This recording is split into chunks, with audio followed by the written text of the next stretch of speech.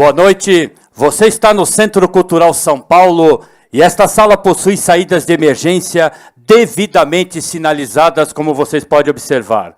Não precisa desligar o seu celular, apenas use em modo silencioso. Filme, fotografe e poste sempre usando a nossa hashtag BigFestival2018.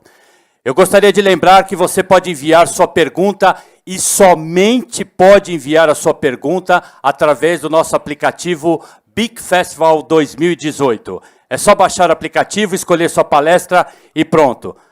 E aproveite também o sinal livre aqui do Wi-Fi do Centro Cultural São Paulo. Nosso assunto agora é carreira internacional em games. Eu convido ao palco, que serão os entrevistadores desse grande painel. Primeiramente, vamos receber com muitos aplausos Ivelisse Fortin. Seja bem-vinda, Ivelisse. Obrigado pela presença. Quero convidar também como entrevistador, vamos aplaudir também Luiz Sacuda. Luiz, seja bem-vindo. Obrigado pela presença. Para ser entrevistado por essas duas feras, quero convidar aqui ao palco John Harris. John, seja bem-vindo. Obrigado pela presença. E por último, quero convidar o super Luiz Santos para essa palestra. Luiz, seja bem-vindo. O comando é de vocês, Ivelisse e Luiz. Bom painel. Bom, boa tarde, quase boa noite. É um prazer ter todos aqui. Nós estamos abrindo, então, o Big Careers. Queria primeiro pedir para vocês, além dessa palestra, consultar o resto da programação. A gente tem programação hoje e a gente tem programação amanhã, a partir das 14 até as 19 horas. A gente tem programação aqui no Big Carreiras também. A nossa ideia sempre no Big Carreiras é pensar tanto no aluno de ensino médio quanto no aluno que já está nos cursos de jogos digitais e trazer informações importantes para quem está começando a carreira. Só para a gente saber, quantos de vocês são alunos de graduação de jogos digitais? Legal. O resto é profissional? Profissional. Tem bastante gente. Ensino médio tem alguém? Legal, bem-vindos também.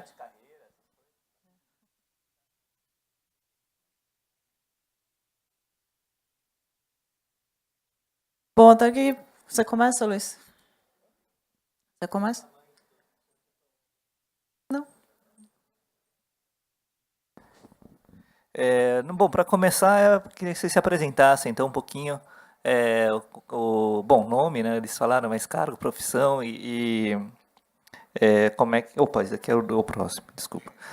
O que faz hoje, enfim, essas coisas. Boa noite. Meu nome é Luiz, eu trabalho na Paradox Interactive em Estocolmo, na Suécia. Atualmente eu sou Game Programming Specialist lá.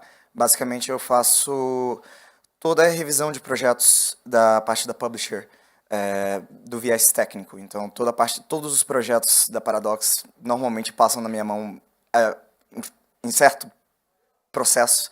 E aí, basicamente isso. Meu nome é Jonathan Harris. Hoje eu sou sócio, um dos sócios de GA Consulting, que é uma consultoria de planejamento estratégico e marketing para pequenos e médios desenvolvedores aqui no Brasil. Mas eu acho que o que mais interessa é que até julho do ano passado eu era responsável para o gerenciamento do escritório Electronic Arts aqui no Brasil. Eu fiz esse trabalho como administrador entre 2010 e 2017. Tá? Antes disso, eu era gerente de marketing, aqui no Brasil também, e eu mudei para o Brasil em 2003, e antes disso eu estava na Electronic Arts, na Matriz, lá perto de São Francisco, onde eu era gerente de produto, faria vários lançamentos de marketing, etc. Então, estou aqui para ajudar e responder perguntas de vocês. Bom, a pergunta que vários querem saber, né? Como que vocês conseguiram o primeiro trabalho remunerado na área de games? A primeira vez que você fala assim, nossa, eu fiz um trabalho na área de games e ganhei dinheiro com isso. Como é que foi? Alguns anos atrás, em 2010, 2011, mais ou menos, eu participei de uma Global Game Jam e eu conheci uma galera de uma empresa de jogos. Aí a gente trocou contato, a gente conversou lá e eles um dia chegaram para mim e falaram: olha, tem uma vaga aqui na empresa, cara, não quer tentar, não? E foi basicamente assim: eu fiz o networking mostrando o meu trabalho e lá, logo depois, acho que foi mais ou menos papo de 2 meses depois, eu estava trabalhando na empresa. Eu sou um pouco mais velho do que o Luiz, tá? Então, eu não vou falar quando eu comecei, mas foi antes de 2000, tá? E, na verdade, assim, quando eu me formei, eu não estava pensando, assim, trabalhar no mundo de videogames até bem no final da minha formatura, quando eu percebi que o que eu gostava de fazer é jogar. Então, eu falei, então eu vou arrumar um jeito de ganhar dinheiro jogando. E nessa época, a maioria dos jogos que eu tinha era Electronic Arts, e perto de casa, eu sou lá de perto de São Francisco mesmo, eu decidi, eu vou bater na porta até alguém abre e me escuta e me contrata. E basicamente foi isso, assim, sinceramente não tinha nenhuma ideia do que eu queria fazer. Ser desenvolvedor, sei lá, eu nem sabia muito o que eram os papéis. Então eu entrei, na verdade, e Minimind na época não curtiu muito isso, tá? Porque eu estava mestrado de Stanford University, entrando no Electronic Arts para ser um cara de QA. Vocês sabem o que é QA? É teste, basicamente, teste final da fase de desenvolvimento de um jogo. Não pagava bem, era muito trabalho.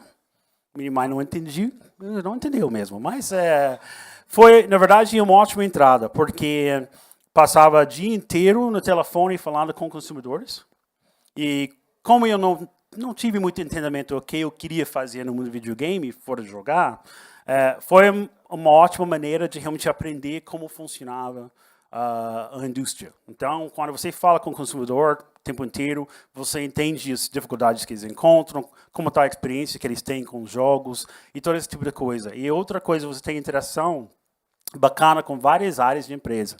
Então, a gente faria QA, a gente tinha que falar com equipes de marketing, por exemplo, para saber como comunicar sobre o jogo para o consumidor final. A gente trabalhava com a parte do estúdio para entender, ok, essas são as dificuldades que o consumidor está encontrando. Vocês vão acertar, fazer um patch, não vão, como a gente explica como é o problema, etc.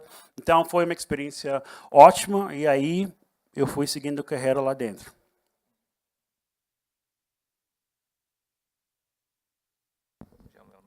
E aí a parte da mesa, né, que é como é que foi a decisão de você ir para o exterior, né, e como é que foi sua empresa, como é que foi o processo? Vocês queriam, vocês não queriam? Como é que foi? Vocês foram empurrados? Ou Foi na primeira vez? se foi uma decisão pessoal, decisão da empresa?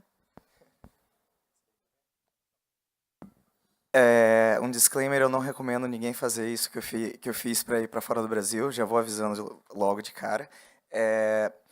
Por volta de 2012, eu trabalhei em 2 empresas de jogos aqui no Brasil. Foi a Big Games de Petrópolis e a Nano Games no Rio de Janeiro.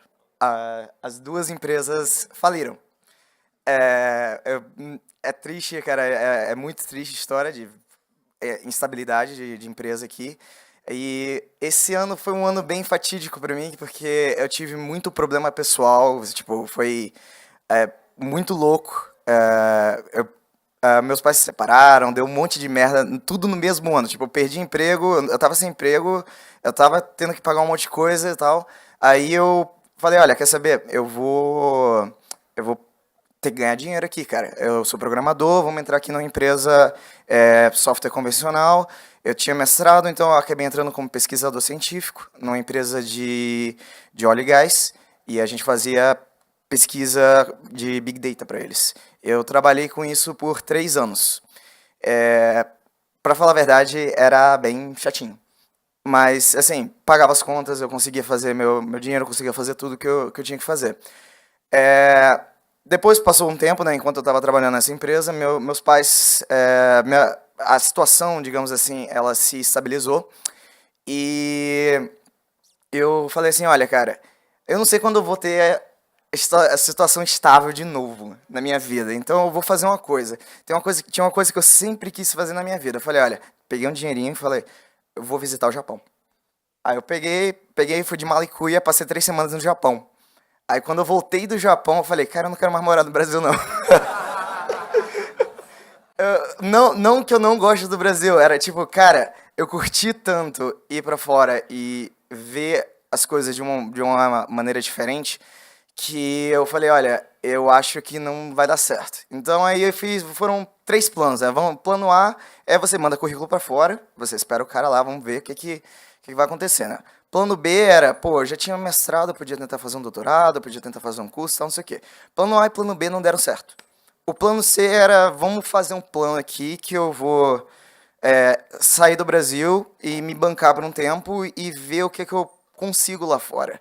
Então eu fiz um plano eu juntei uma grana, eu falei assim, eu vou tirar um tempo sabático para fazer meu portfólio, fazer minhas coisas e procurar outras oportunidades, só que eu quero fazer isso fora do Brasil. E eu tinha um amigo indo para Irlanda na época, e ele tava lá naquela pilha, vamos, cara, vamos pra Irlanda, cara, vamos pra Irlanda. Eu já tinha 2 amigos na Irlanda também, e eu falei, cara, a Irlanda parece legal. Você olha a lista de empresas da Irlanda, é maravilhosa, cara. Você fala assim, putz, tem EA, tem Blizzard, tem Capcom, caramba, tem muita empresa na Irlanda. Nenhuma desenvolve. Aí, quando eu cheguei na Irlanda, eu falei, puta merda, nenhuma empresa desenvolve. Aí tava lá, aí uma dor de cabeça pra fazer visto e fazer as paradas e fazer tudo. Para fazer o visto, eu entrei como estudante, né? Eu paguei um visto num curso de Game Development lá, só para fazer o portfólio e tudo mais, eu já sabia falar inglês. Então, eu quase fui deportado, porque a escola ela tinha um monte de problema com o governo. Aí quando eu fui fazer o visto, cara, os caras queriam recusar meu visto, eu quase fui deportado da Irlanda, essa brincadeira. Por isso que eu falo, não recomendo ninguém fazer isso. Mas aí foi aquele negócio, né? 4 meses eu fazendo meu portfólio, fazendo as coisas. E aí a coisa mais engraçada do mundo aconteceu de novo, né? Eu tava numa Global Game Jam e o cara foi fazer entrevista comigo no meio da Global Game Jam. Os caras apareceram no meio da Global Game Jam e saíram olhando tela por tela do que o pessoal tava fazendo. Falou, pô, cara, eu gostei de você. Chamavam no canto e fazia entrevista na hora. Aí o cara, quando ele chegou pra mim, ele falou, cara, vamos fazer uma entrevista com você e tal, não sei o quê. Aí eu contei essa história que eu tô contando pra vocês. Aí o cara falou assim, cara, eu não sei se tecnicamente você é bom, mas você tem muita força de vontade. Então, eu acho que a gente vai conversar aqui um pouco mais. Eu trabalhei nessa empresa por 2 anos e meio, foi a empresa antes de eu ir pro Paradox. Obviamente, no meu caso, é um pouco contrário, né? Até o contrário do que todo mundo aqui quer fazer, mas... na verdade, sim. Numa época não tem mais isso. Mas teve uma época no Electronic Arts que depois de 7 anos de trabalho, você ganhava 7 semanas de sabático, férias. Então, na época que eu cheguei 7 anos, e durante esse período de quase 2 meses que eu fiquei de bobeira, assim, divertindo e tal, eu venho para o Brasil. Passei 10 dias lá no Rio com 2 amigos meus na praia, bebendo caipirinha, fazendo o que gringos fazem, né? Enfim. E, obviamente, a gente adorou, né? A gente foi embora chorando para o aeroporto, todas essas coisas. E o que aconteceu é que, na volta, um dos meus amigos, ele foi demitido da empresa dele. Ele estava trabalhando no Sybase na época, eles mandaram um monte de gente embora, e era quase 4 por 1 o real para o dólar. E ele falou, eu vou pegar meu pacote de despedida, e eu vou voltar para o Rio, porque vai durar muito mais tempo lá do que se eu fico em São Francisco. Eu sou esperto. Então, durante esse período a gente veio em abril, ele mudou em junho. E ficou me ligando o tempo inteiro. Tá muito bom, tem que vir, tá muito bom. Mas o que acontece? Quando você pega um sabático, você pega tanto tempo assim, depois trabalhar, é muito difícil voltar a trabalhar, gente. 7 semanas é bastante tempo. E antes de minha sabática, eu tinha lançado um jogo, talvez alguém ouviu falar, se chama American Begins Alice. É um jogo terceira pessoa para PC na época, depois veio para console e tal. Foi um lançamento muito divertido e tal, e curti muito. Quando eu voltei dessa parte, que não tinha produtos muito legais para lançar. Tá? Eu falei para o meu chefe, cara, tá muito interessante esse negócio, não. Eu acho que eu vou mudar para o Rio. Ele falou, não, tá brincando. Eu falei, eu acho que eu vou. Ele falou, pensa 2 semanas e tal. Depois de 2 semanas eu fui, vou mudar. Ele falou, beleza. EA foi muito legal, me deram uma licença de 6 meses, não pago, obviamente, mas depois de 6 meses que eu quis voltar, eu poderia. Mudei para o Rio, foi uma ótima experiência e tal. Com sorte, eu voltei para a EA, e durante o tempo depois, eu trabalhava na franquia do Senhor dos Anéis, lancei os 2 produtos, mas fiquei ligado ao Brasil. E mesmo que eu não visitei, eu fiquei sabendo que tinha um escritório em São Paulo. E através de um amigo fiquei sabendo que queria contratar um gerente de marketing. Queria se aproximar um pouco mais com os outros escritórios no mundo e tal. E decidiram contratar um estrangeiro. E tive a oportunidade de falar, eu vou. Eu levantei a mão. E deu tudo certo e foi contratado. O motivo para mim, além de, assim, depois você, no mundo de marketing, depois você faz um grande lançamento, o Retorno do Rei, para a gente, foi um grande jogo no Electronic Arts. Campanha de televisão, toda aquela coisa, era bastante coisa. Depois que você faz isso, você já fez o que vai fazer no marketing. Então, para mim, a oportunidade era assumir mais responsabilidade no lado de gerenciamento. E teve essa oportunidade de assumir a responsabilidade de equipe de marketing no Brasil, e por isso eu corri para a oportunidade, e foi ótimo poder assumir mais essa experiência. Para fazer a carreira internacional na área de games, o que você acha que é necessário? Tanto em termos de formação, estudos, networking, portfólio, etc. A gente pode falar da primeira coisa, que eu acho que é a principal, que é inglês. Se você não falar inglês, você não tem nenhuma chance em nenhuma carreira internacional. Tive uma professora na faculdade que ela chegou pra gente uma vez e falou assim, olha, inglês não é mais currículo, tá? Inglês é obrigatório, só pra avisar. E é assim que normalmente a gente vê isso. Mesmo se você trabalhar no Brasil, você precisa saber falar inglês. A segunda coisa é... Você precisa, na maioria dos casos, ter pelo menos um diploma de ensino superior. Eu vejo como, se você precisa tirar um visto de trabalho em qualquer país, se você não tem visto superior, é muito difícil você tirar o visto de trabalho. Um exemplo é que, se eu não me engano, nos Estados Unidos, se você não tiver um ensino superior, você tem que ter pelo menos 15 anos de experiência na área, para você tirar qualquer visto de trabalho. Na Europa, todos os países que eu fui na Europa até agora também tem essas coisas. E assim, se você tirar de, por exemplo, alguns países tem assim, se você tiver um ensino superior e for dessa área, a gente ainda te dá um incentivo. Então, facilita bastante. Portfólio, não tem para onde fugir, é o teu currículo. Hoje em dia é você mostrar o teu trabalho, mesmo se for parte de computação, acho que mostrar você programando sistemas, como você faz isso, como você otimiza sistemas e tudo mais. Ter aquele seu portfóliozinho bonito do GitHub lá, para o pessoal sempre ver, vale a pena. No meu caso, como eu tinha feito mestrado, eu tinha artigo acadêmico também. Então isso ajudava muito, que eu mostrava já, olha, isso aqui é eu escrevendo relatório, por exemplo, e eles já sabiam que aquilo ali já estava publicado e tudo mais. E força de vontade e cara de pau, né? Tem que ter sempre.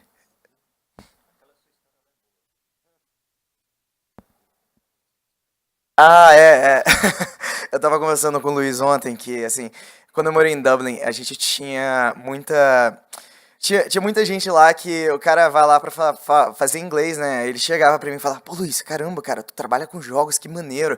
A gente tinha um meetup lá com o pessoal de computação, então eu sempre falava, eu era o único cara que falava, eu trabalho com jogos e tudo mais. Aí vinha um cara, chegava pra mim assim e falava, pô, cara, me arruma um emprego na área de jogos. Eu falava, pô, velho, com certeza, cara, vou te ajudar, vamos fazer o seguinte, me manda um currículo teu, eu vou dar uma revisada pra ti e, cara, mando pra empresa e te dou maior força e tal, não sei o quê. O cara não mandava o currículo.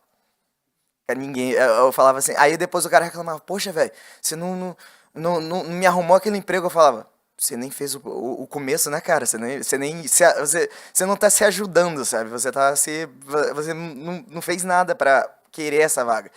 Eu não vou ajudar uma pessoa que, tipo, não quer, não tá atrás do negócio. Mas quando a pessoa tá atrás, a gente sempre tenta ajudar e sempre tenta, tipo, compartilhar tudo que a gente pode pra ajudar o próximo, nesse caso. Tudo que o Luiz falou, eu acho que tá isso mesmo. O inglês, eu concordo, não tem como escapar e qualquer lugar você vai, quase no mundo, isso vai ajudar. Além das coisas que ele falou, eu acho que a primeira coisa é ter paixão, sabe? Eu sempre assim, mesmo que, pelo menos no EA, já mudou um pouco isso, mas sendo jogador, ter paixão para a indústria, paixão para o que você faz, poder demonstrar isso sempre vai fazer maior diferença, tá? Tem várias táticas, assim, atividades que vocês podem fazer que vão criar oportunidades. Por exemplo, viajar, se tem condições de viajar, aproveita. Viaja para coisas que são relacionadas ao jogo, sabe? Mesmo se você não está trabalhando na indústria, vai num Gamescom da vida, vai num GDC na vida, vai onde você consegue para se mergulhar dentro do mundo do videogame. Faz contatos, faz networking, fala com o máximo número de pessoas que você consegue. Se você já sabe, mais ou menos com certeza, a área que você quer trabalhar, eu quero ser artista 2D, artista 3D, animador, sei lá o quê, quero ser programador, quero ser marqueteiro, enfim. Se você tem uma ideia disso já, pesquisa, pensa onde você quer trabalhar. Se você não tem ideia, como eu não tinha ideia nenhuma, pensa o que faz vocês ficar apaixonados por jogos. Tem alguma empresa que você adora, sabe? Tem algum tipo de jogo que você adora? Tem algum sonho de o que você quer fazer algum dia? Usa isso para te motivar e para direcionar o esforço que você vai colocar, tá? Duas coisas que eu lembrei de você falando foi... Uma eu falei agora já, né? 2 vezes eu consegui emprego estando na Global Game Jam. Então, cara, é um dos melhores networkings que você pode fazer, que você tá com pessoas que ou estão na indústria, ou estão querendo estar na indústria e estão mostrando seu trabalho ao vivo. Essa é uma das coisas. E a segunda coisa que você falou eu lembro quando eu estava na faculdade, eu ficava olhando vaga de emprego da Blizzard. Porque eu falava assim, cara, eu não sei o que você precisa para ser um programador de jogos. Aí eu abri assim, o principal programmer da Blizzard, ele precisa ter o quê? 8 anos de experiência mais, 8 anos, blá, blá, blá, beleza, é isso que eu tenho que estudar. E era o direcionamento que eu tinha, né, para buscar o que eu iria estudar amanhã para chegar naquele ponto algum dia. Bom, eu ia perguntar de dicas, mas acho que vocês já deram várias, né? O que eu queria saber, assim, quais que vocês acham que são os maiores desafios de tentar carreira de games estando em outro país, né? Não sendo imigrante, de uma certa maneira, né? O que vocês acham que tem de desafio, coisas que vocês passaram, que vocês acham legal falar pro pessoal? Olha, desafios, eu acho que sim. O primeiro, se você está fora do país, é adaptação, né? Então, por exemplo, eu conheço, tendo trabalho aqui há alguns anos, alguns brasileiros com quem eu trabalhava na Ubisoft, trabalhava na Warner, ou na própria EA, que mudaram, por exemplo, para Canadá, ou mudaram para algum outro país na Europa, etc. E a maior dificuldade deles é adaptação, sabe? Tá acostumado a morar no frio, sabe? Mudou para Canadá, um amigo meu, o primeiro ano que ele passou inverno lá em Montreal, sofreu. E a mulher dele sofreu muito mais, porque ela nem estava trabalhando, estava lá porque estamos aqui, e eles sofreram, sabe? Tem coisas culturais e tal, mas eu acho que isso geralmente é de menos. Mas tem que estar preparado, e por isso eu falo assim, que paixão é muito importante, porque trabalhar na indústria de videogames é uma coisa da paixão, sabe? Se você vai fazer algum outro trabalho que não tem paixão, sei lá o quê, tudo bem, dinheiro vai ganhar, etc. Mas videogame é paixão, porque geralmente você não vai ganhar bem. Você vai trabalhar muitas horas mesmo, gente. E vocês vão passar por dificuldades, sabe? O mundo de videogame, você pode estar num estúdio muito bacana, faz um jogo ruim, todo mundo foi. sabe? Isso acontece bastante, mesmo nas grandes empresas, fashion studios, que tem 200 pessoas, acontece, gente. Então, tem que estar muito dedicado, assim, tem que ter paixão e realmente, assim, querer fazer o que vocês estão fazendo, dedicar a isso para ter o maior sucesso possível. Tá? A Suécia deu menos 15 quando eu cheguei lá. Eu cheguei lá dia 17 de dezembro, tava menos 15, uma nevasca com neve até aqui, mais ou menos. E foi bonito, cara, eu não tinha roupa pra isso. Foi excelente, cara, foi um excelente cartão de visita da Suécia. Depois daquilo ali eu consigo já morar de boa. Além das coisas que o John falou, assim, eu via muito, assim, aspecto de você... Aqui no Brasil a gente tem um jeito de trabalhar, e você tem que ter esse soft skill de, cara, você tem que entender que aquele cara é daquele país e talvez aquela cultura dele é um pouco diferente. Você tem que adaptar a sua oratória, adaptar o jeito que você fala, o jeito que você explica para aquele cara. Número 2, a gente nunca vai ser tão fácil de, assim, desenvoltura e tudo mais e numa língua que não é nativa. Então isso vocês têm que aprender porque se expressar é quase que 90% do seu trabalho. Sempre. Você vai sempre ter que explicar um problema, ou explicar uma coisa num relatório, ou chegar para o teu chefe e falar, olha, cara, eu tenho que fazer isso por causa disso, disso, disso. E isso faz muita diferença. Porque é a diferença entre você estar subindo de carreira ou você estar se isolando. E é o tipo de coisa que, mesmo você falando inglês há muito tempo, quando você chega para trabalhar, é uma porrada. É a primeira porrada que você vai tomar, você tem que mudar o seu jeito de se expressar, porque você está se expressando em outra língua e você está se expressando para outras pessoas, que cada um tem uma cultura diferente. Eu já trabalhei com francês, italiano, sueco, mais brasileiro fora do Brasil, que também é outro jeito de trabalhar. E empresa internacional, ela tenta sempre padronizar de um jeito para que todo mundo tenha uma comunicação fluida dentro da empresa, mas a gente sabe como é que é. Tipo, eu tô na Suécia, cara, às vezes você tá conversando com um cara e o cara começa a falar sueco, e você fala, rapaz, é foda entender sueco, hein? Como que você fala com aquele cara de um jeito de, olha, cara, eu não quero te ofender, mas vamos voltar pro inglês e a gente começa a ajeitar isso aqui. Ou então você pega um cara que, sei lá, um francês que fala o inglês mais quebrado do mundo e você tem que entender ele, você tem que fazer ele te entender. Então, esse tipo de desafio é muito, muito grande também. E uma dica, porque quando eu mudei para cá, meu português, o Marcos, meu sócio pode comentar, meu português era, mesmo depois de passar um tempo no Rio, era péssimo, era muito ruim. Mas o que eles fizeram no escritório foi muito legal. O meu chefe, na época, ele falou, olha, ninguém pode falar inglês com o Johnson, português, porque ele precisa aprender rápido para trabalhar. E eu sofri um tempo, mas fui aprendendo.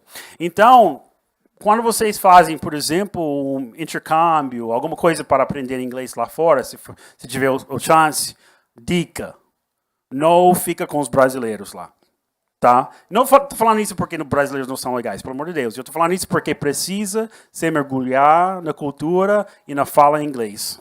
Eu tenho vários amigos aqui que fizeram isso, passaram 6 meses lá fora, só que a turma era todo brasileiro e não deu certo o inglês. Eu via isso em Dublin direto, que Dublin virou por acaso uma capital que os brasileiros descobriram e falaram assim, olha cara, é barato, vamos lá aprender inglês. Aí no final tem tanto brasileiro em Dublin que os caras não aprendiam inglês, eles ficavam saindo e bebendo cerveja nos pubs com outros brasileiros. Então o cara pagou, digamos assim, 1 ano pra ficar assim bebedando do pub, ele não pagou 1 ano pra fazer um intercâmbio de inglês, então era muito complicado. Isso, então essa é uma super dica, porque eu acho que muitas vezes viagem, aproveitam a oportunidade de ter um intercâmbio, mas é muito conveniente, sabe? E realmente tem brasileiros em todo lugar do mundo, não é difícil encontrar uma comunidade brasileira, mas aproveita a oportunidade quando vocês viajem para mergulhar nas culturas lá. O que o Luiz falou em termos de comunicação interna, particularmente no mundo corporativo, tá? É fundamental. Realmente, essa impressão que você vai dar para as pessoas é importante, idioma, mas também postura, maneira de comunicar, é tudo muito importante.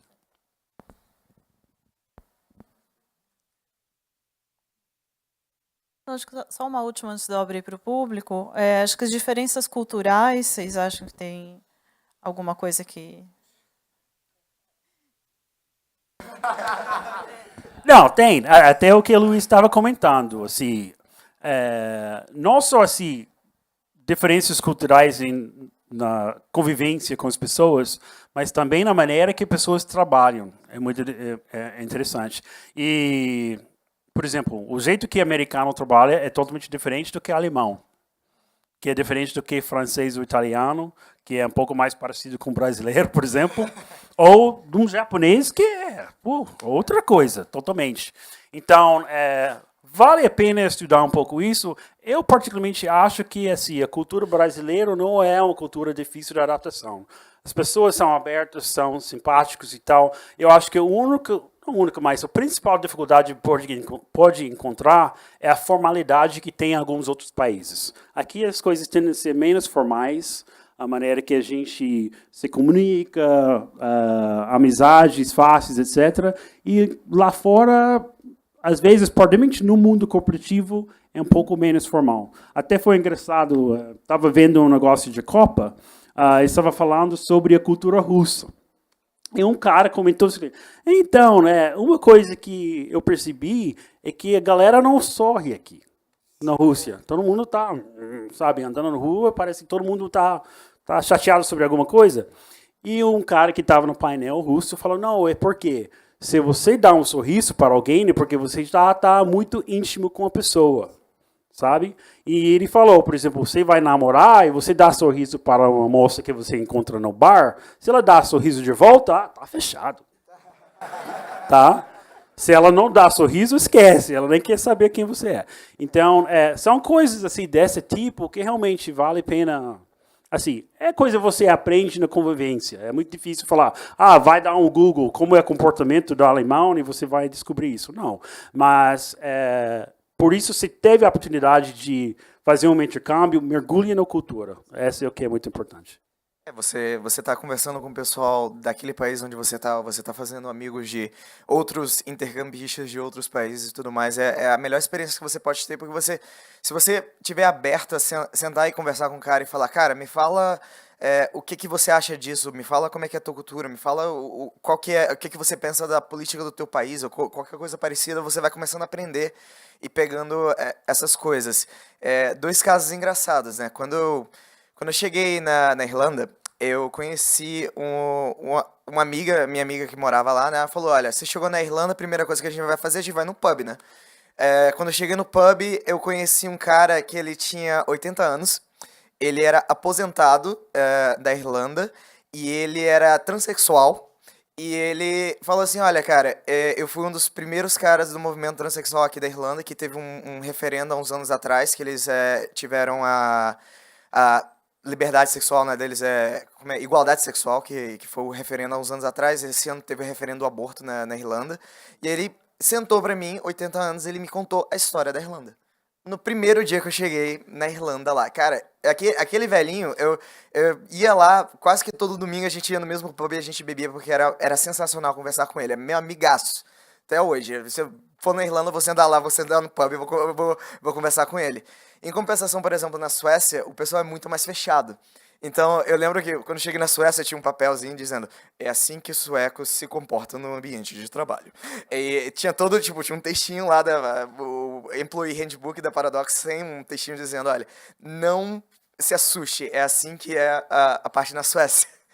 E aí eu comecei a entender, assim, chegava pro cara assim e falava, pô, velho, o que você vai fazer esse final de semana? Vamos ali beber uma parada no bar. Ele, pô, eu tenho que lavar roupa esse final de semana, eu não posso beber no bar. Aí eu falava, caraca, velho, que cara, sei lá, antipático e tal. Aí alguém chegou pra mim e falou, não, cara, é que aqui na Suécia culturalmente é muito difícil você entrar no grupo das pessoas, porque o sueco, ele é um cara que ele tem grupos fechados por muitos anos e ele gosta culturalmente de continuar assim.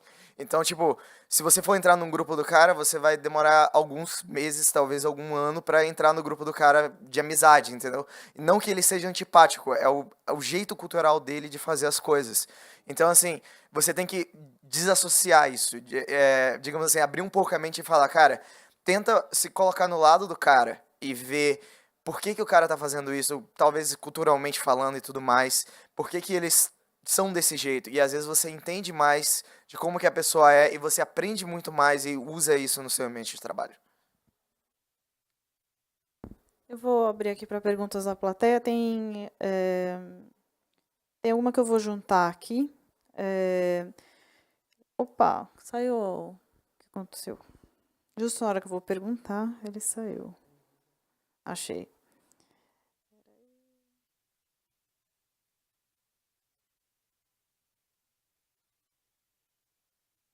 Peraí. Acho que deu certo. Está perguntando um pouco aqui, tem algumas perguntas sobre formação, né? Eles estão perguntando sobre universidades que se tem intercâmbio, né? E quais universidades têm intercâmbio. E tem uma outra pergunta de formação que está perguntando para o Luiz se os cursos tecnólogos de curta duração são aceitos no exterior para fazer um visto. Não sei se vocês têm essa informação. Deixa eu começar com a segunda. A segunda depende do país. Cada país tem a sua própria lei de imigração, mesmo a União Europeia. Eu sei que, por exemplo, na Irlanda é válido, mas nos Estados Unidos não é. Então, cada país trata isso de um jeito diferente. Cabe, assim, é mais questão de vocês pesquisarem e verem mais ou menos, eu quero ir para esse país, e você vê qual é os prós e contras de cada país e ver como é que é o processo de visto do país. Um ponto importante é bom você saber o processo de visto do país, porque quando eu estava falando da Game Jam, que o cara me fez a entrevista, ele chegou uma das primeiras perguntas e aí, cara, como é que eu te contrato? Porque eu não sei como é que é o processo de visto. E o cara era francês. Então ele não sabe, a cabeça dele o processo de visto na França é uma bosta. Então, como que eu vou te contratar você não sendo estrangeiro? E eu sentei e expliquei todo o processo de visto para ele em 15 minutos. E ele falou: "Ah, não, beleza, é fácil. Então, vamos ver isso aí." A primeira pergunta sobre formação de intercâmbio.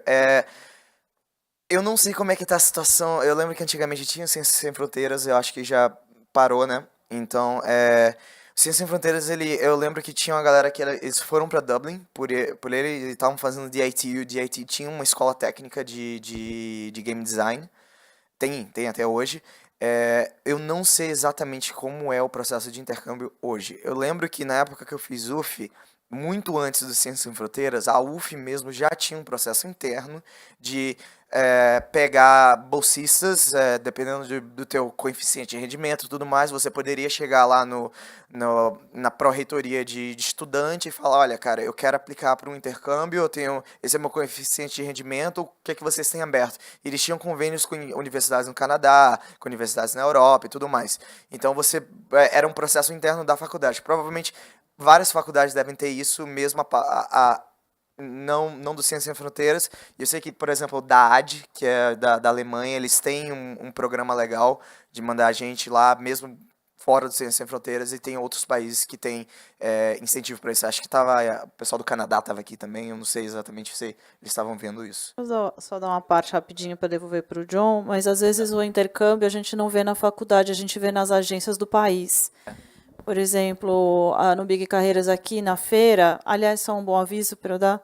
Quem ainda não está em jogos digitais, a gente vai ter uma feira, tem 6 escolas que vêm aqui para falar dos seus cursos, para mostrar os jogos dos alunos.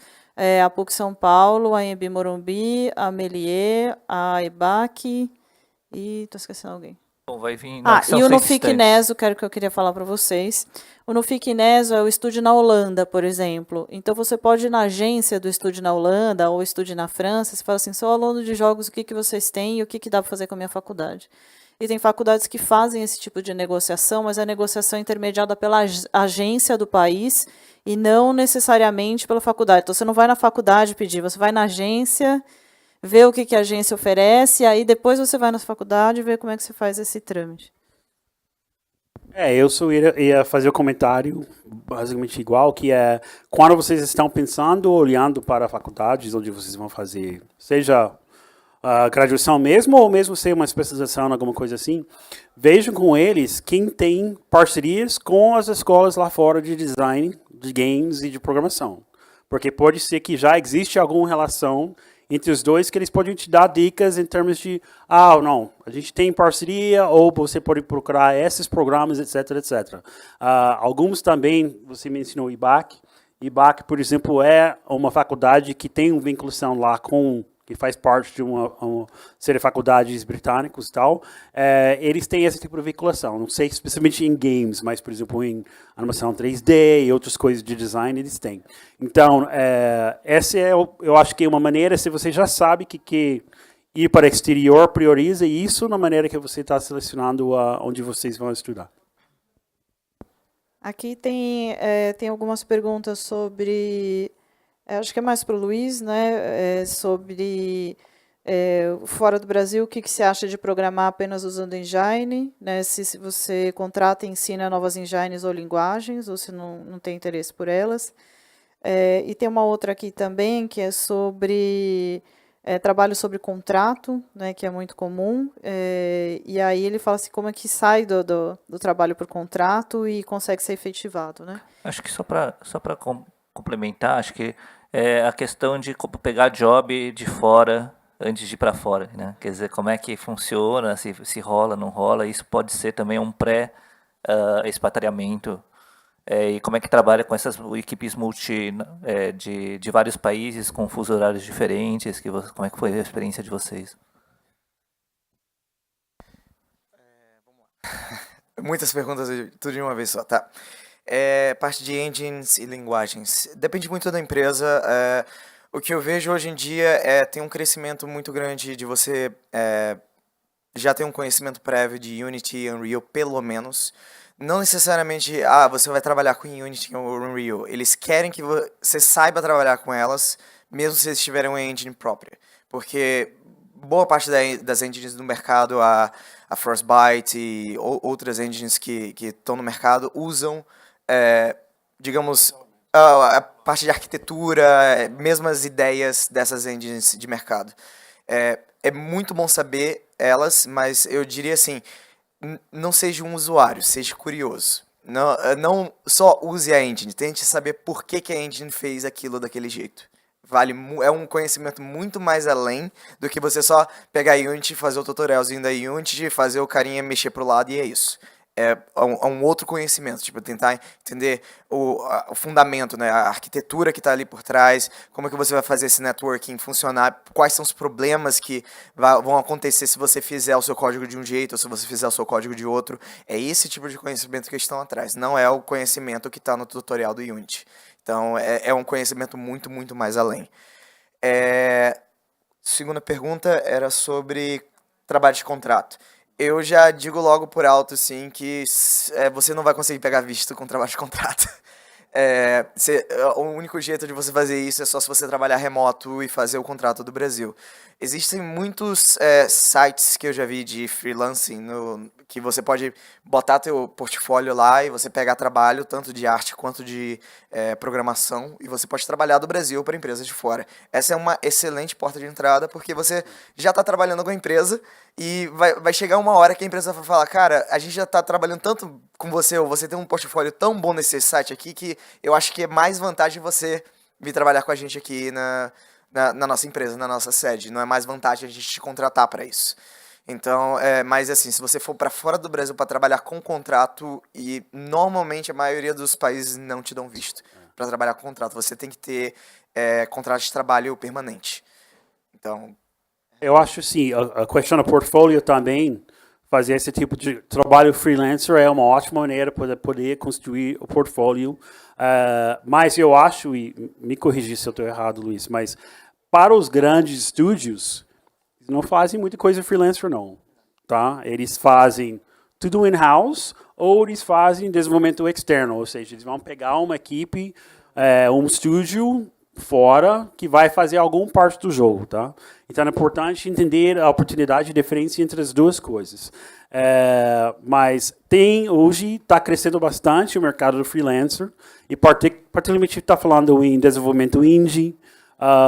É uma coisa que está crescendo bastante, que a galera trabalha de maneira remota, etc, etc, de vários lugares do mundo. E assim, fazendo o portfólio, pode poder demonstrar seu trabalho para depois pegar uma coisa mais fixa numa empresa mais estabelecida.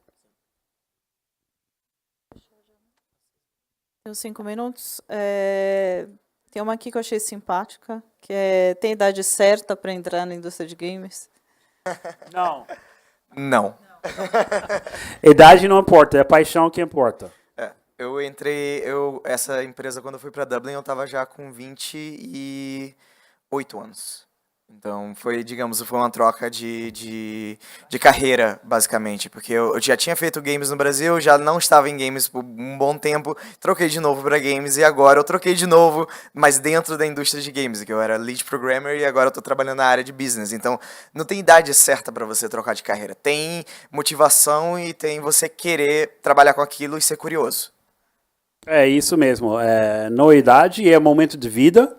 Sabe, às vezes você quer se estabelecer numa outra carreira e depois decide que a paixão que você tem é fazer jogos. Quando eu estava na GDC, eu encontrei um cara que teve um dos jogos dele, o jogo dele, que era super simples no mobile, mas foi nomeado para uma das premiações lá. É um cara que é até mais velho do que eu, não vou falar que ele é velhinho, mas ele é mais velho do que eu, e ele fez esse jogo, mas ele era programador, tinha outra vida, decidiu, agora eu vou parar, eu vou fazer jogos para o mobile, e começou aí. E acho que era o segundo jogo dele, já estava correndo para uma premiação lá no GDC. Então, realmente, o que importa é a paixão. Se você é jovem, motivado, beleza. Você já está mais de idade, também pode mudar e fazer uma carreira de games. Gente, últimas dicas para o pessoal que quer fazer carreira internacional. Mais dicas, bom. Não, eu não sei se tem algo mais além do que a gente falou. A não fazerem?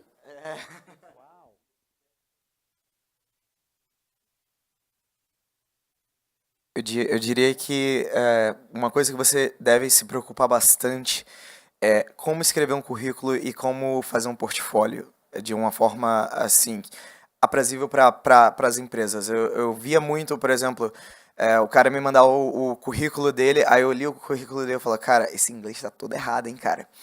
Tem que dar uma melhorada nisso aí.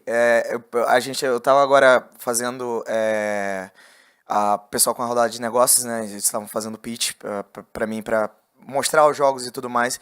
E muito deles eu tava assim falando, olha, cara, vocês têm que melhorar o jeito que vocês falam e o jeito que você vai fazer a sua oratória aqui e como você vai explicar as coisas. E isso parte para qualquer tipo de documento. Então, se você tá fazendo currículo, cara, antes de começar a fazer o currículo, vai ver como é que é o currículo das pessoas, cara. Agora, acho que a Microsoft comprou o LinkedIn, você bota direto no Word, você já vê como é que é o currículo escrito das pessoas.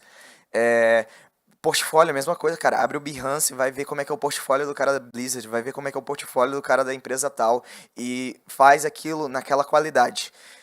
Uma segunda coisa eu tava conversando muito com o pessoal, é o seguinte, tente sempre ser o seu melhor, nunca seja medíocre consigo mesmo. Esse é o pior tiro no pé que você pode fazer, é ser medíocre consigo mesmo. Cara, o que você quiser mostrar, mostre uma coisa muito boa e tente fazer aquele teu melhor para sempre estar evoluindo. O que você vai fazer hoje vai ser ruim daqui a 5 anos. Não tem problema isso, mas se você continuar com essa mentalidade, com o tempo isso vai ficar melhorando. Acho que arte é uma das coisas que você mais vê isso. É o cara que, sei lá, ele começou a desenhar, sei lá, quando ele estava no colégio de arte, quando ele já está como profissional, você vê a diferença do desenho. Se o cara estudou durante aquele tempo, se o cara não estudou durante aquele tempo, fica a mesma coisa. E o Frederick, o CEO da Paradox, ele tem uma frase muito legal, que ele fala assim, uma empresa ela só tem 2 direções, ou ela está subindo ou ela está descendo. Se ela está estável, significa que ela está descendo. Não significa que ela está subindo. E profissionalmente e em matéria de ensinamento que você tem, é a mesma coisa. Ou você está subindo ou você está descendo. Você nunca está estável. Eu só reforçaria a questão do networking. Tá? Qualquer indústria, conexões é o que dá oportunidade.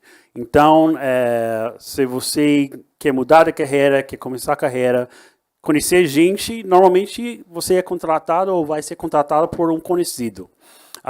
Então, a indústria de jogos não é diferente. networking é crítico. Então, aproveita, por exemplo, aqui no Big, eu percebi que está cheio de gringo aqui. Tem gente de todo lugar, assim. Aproveita a oportunidade, conhece as pessoas, conversam, e faz os contatos, mantenha os contatos. Seja interessado no trabalho, as atividades que as pessoas estão fazendo. Aproveite para aprender. E isso, ao longo do tempo, que vai fazer diferença. Porque você nunca se sabe que aquela pessoa com quem você tomou café, bateu um papo, sei lá o quê, pode ter uma oportunidade para você. Tá? Então, eu acho que, além do que o Luiz falou, networking é importante. Bom, gente, network é tão importante que a nossa próxima mesa. Né? O pessoal já está aqui. Então, bom, queria super agradecer o John e o Luiz. Acho que a gente esgotou as dicas deles, né? A gente pressionou eles de todas as formas, então vocês já estão informados. Gente, obrigada por estarem aqui na palestra. Na sequência, a gente tem palestra de networking, tá bom?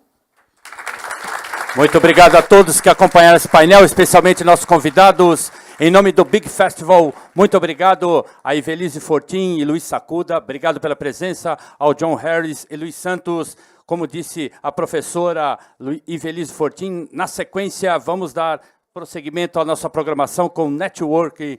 Não esqueçam de subir a nossa hashtag Big Festival 2018. Obrigado a todos. Daqui a pouquinho a gente volta.